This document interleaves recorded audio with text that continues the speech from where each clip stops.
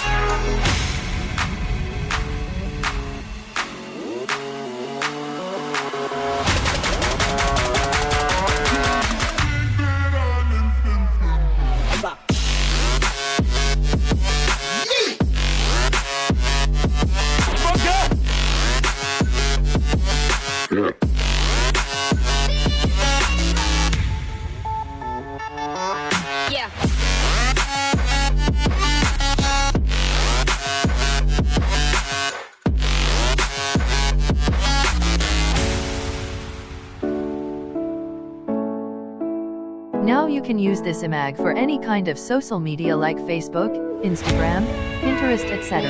For get this kind of pic, please subscribe my channel and don't forget to turn on notification option.